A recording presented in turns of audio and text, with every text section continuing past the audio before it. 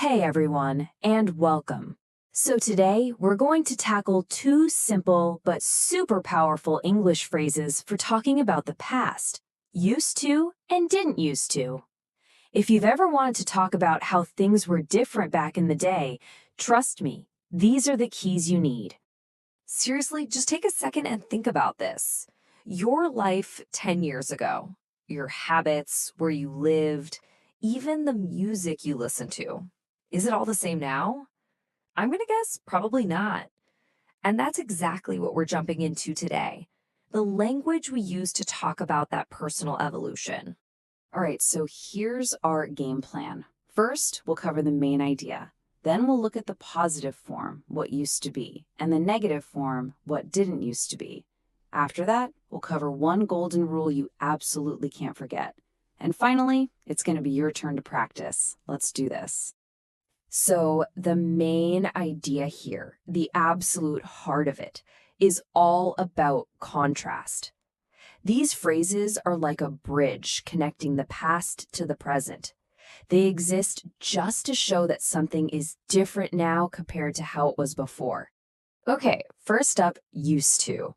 This is the one we pull out when we're talking about a habit or a situation from the past that is completely 100% finished now. Yeah, the meaning is super straightforward. When you say, I used to do this, what you're really saying is, I don't do this anymore. The idea of change is just baked right into the phrase itself. Let's look at a few examples to see what I mean.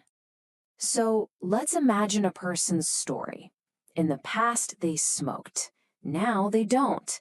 We can tell that entire story in just one simple sentence. I used to smoke. You don't even have to say, but now I don't. We already know the action is finished. Or, think about a change in taste. Maybe back in the day it was all hip-hop all the time. But now your playlist is full of pop music. You just say, I used to listen to hip-hop. That simple phrase perfectly captures that shift. And here's a really modern one, right? The classic phone switch. Maybe you were an iPhone person for years, but now you've switched to Samsung.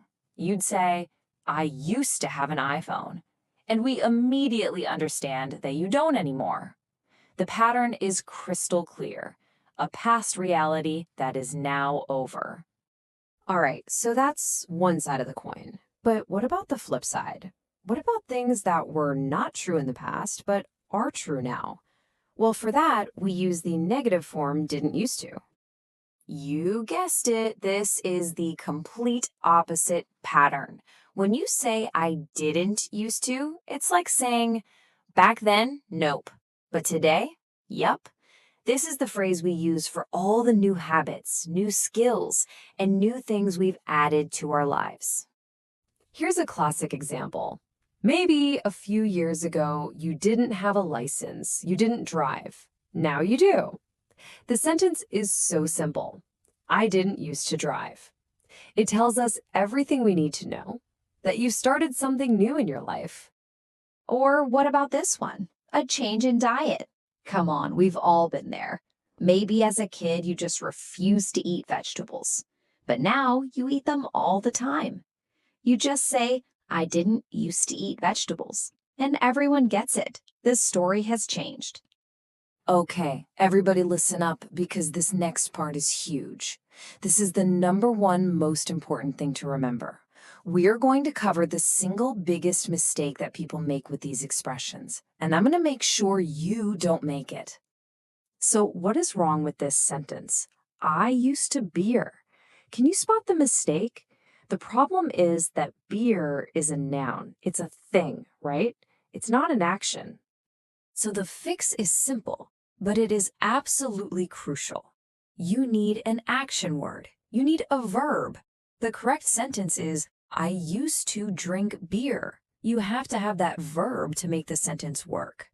Let's try another one. What's wrong with I used to pretty? This is also wrong, but for a different reason. Pretty isn't an action. It's an adjective. It's a describing word.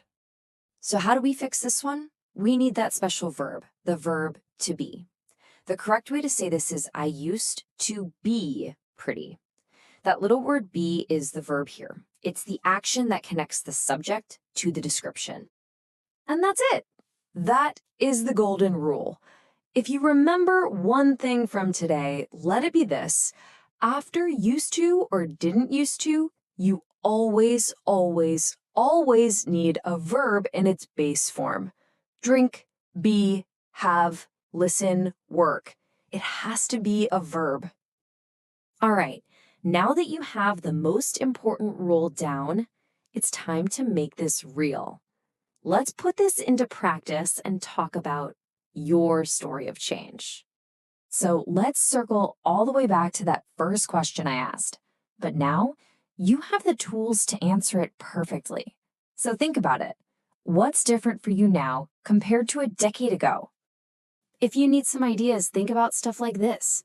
Did you used to have long hair? Did you used to live somewhere else? How about this? Did you not used to like spicy food, but now you love it? Try to create a few sentences about your own life. You can even pause right here and give it a try. And let's finish up with a final thought. I want you to project yourself 10 years into the future. Imagine you're looking back at your life today. What habits, jobs, or hobbies that are part of your life right now will you one day say you used to do? It's a fascinating way to think about all the changes that are still to come.